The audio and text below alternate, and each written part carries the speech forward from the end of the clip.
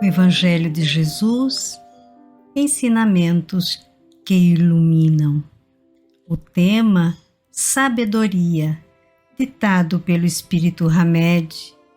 As obras, o Livro dos Espíritos, Allan Kardec. Os prazeres da alma, psicografia de Francisco do Espírito Santo Neto.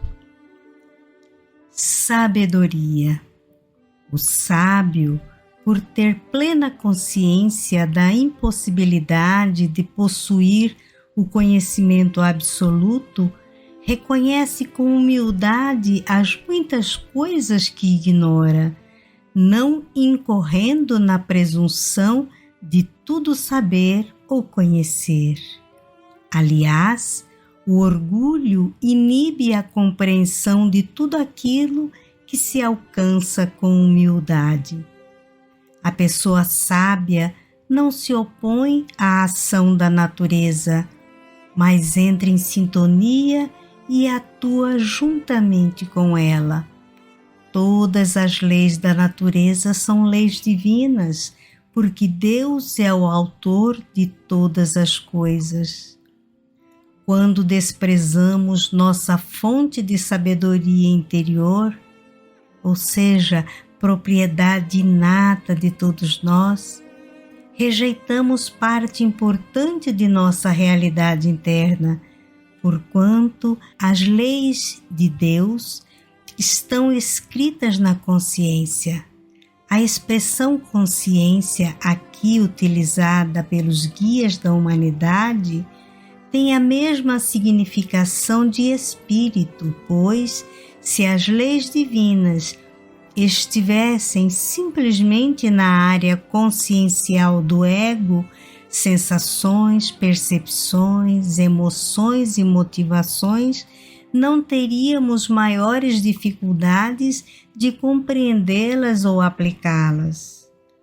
Ao ignorarmos o potencial em nossa intimidade, nosso campo de visão existencial fica obscuro e distorcido e não conseguimos nos firmar perante a existência. O sábio tem plena certeza de que é soberano e escravo do próprio destino, senhor supremo de seus atos e prisioneiro de seus efeitos compulsórios. Os grandes educadores da humanidade são considerados homens de sabedoria.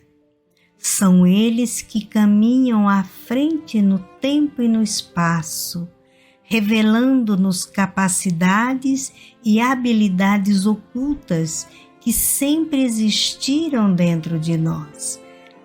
À custa de muito trabalho e enormes sacrifícios, os pioneiros sapienciais utilizavam como eixo principal de suas lições a importância do reino interior, ensinando-nos com notável propriedade que o mundo a ser desvendado está no âmago da criatura, que o divino está no humano, uma vez que tudo o que há em nós é sagrado. Por essa razão, hoje entendemos perfeitamente as palavras de Jesus Cristo: o reino de Deus está no meio de vós. A partir disso, compreendemos que o modo de ensinar de todos os grandes mestres baseava-se fundamentalmente na educação como método de percepção e, ao mesmo tempo, de desenvolvimento dos talentos inatos. A vocação peculiar e espontânea existente dentro do próprio homem. O verbo educar vem do latim educare e significa ação de lançar para fora, colocar à mostra, tirar de dentro. Educar não é obrigar ou constranger alguém a aprender por meio de força ou pressão moral, mas exprimir e liberar a potencialidade do ser.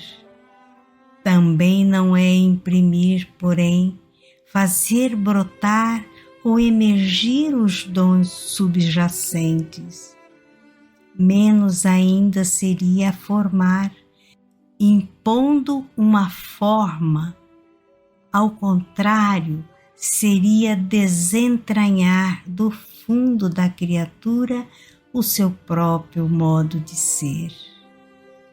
A conquista da sabedoria proporciona aos homens flexibilidade suficiente para que não mantenham a mente fechada a novas informações e não vivam dentro de regras e padrões sociais rígidos. Os sábios entendem que o bom senso, unido a uma consciência reflexiva voltada para o conhecimento original, deve anteceder a toda decisão, opção ou solução. Eles não deixam que instruções, classificações e análises acumuladas no decurso dos tempos sufoquem a sabedoria primitiva contida na própria alma. A propósito, as regras injustas da sociedade e as religiões fundamentalistas, presas a modelos rigorosos e a severos padrões de pensamento, funcionam como autênticos entraves à sabedoria interior. Os sábios aprenderam que, muitas vezes, os procedimentos e hábitos de uma época repercutem de tal forma sobre as pessoas que elas passam a vê-los primeiramente como normas ou regras sociais, depois, ao longo dos séculos, como valores e condutas morais, chegando por fim ao ponto de considerá-los como leis ou ordens divinas.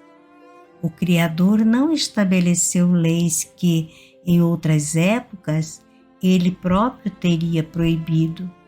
Seria bom lembrarmos que as concepções e ideias sofrem interferência dos fatores tempo e espaço.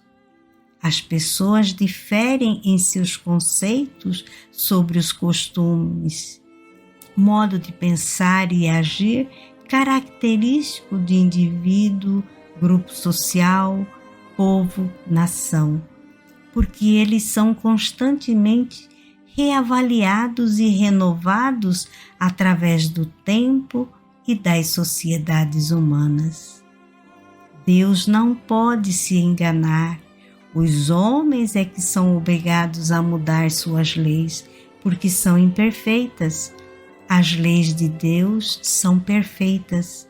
A harmonia que rege o universo material e o universo moral está fundada sobre as leis que Deus estabeleceu para toda a eternidade. As leis elitistas são transitórias porque foram criadas pelo prestígio de um grupo social ou pelo domínio de um povo ou nação em determinada época.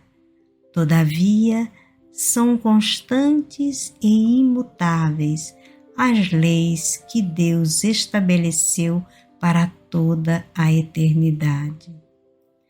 Ter sabedoria consiste em possuir uma leitura de mundo voltada para o senso íntimo, capacidade de receber informações sobre as mudanças no meio externo ou interno e de a elas interagir, exprimindo atos e atitudes únicos e originais.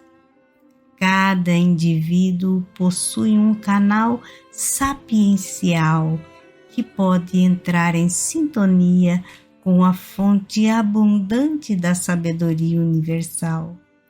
O sábio tem a capacidade de se autogovernar, uma vez que, ao penetrar na essência das coisas, analisa-as e sintetiza-as sem pré-julgamentos, utilizando somente a própria coerência e a autenticidade provenientes de seu reino interior. Muita paz, muita luz, com as bênçãos de Jesus e Maria Santíssima.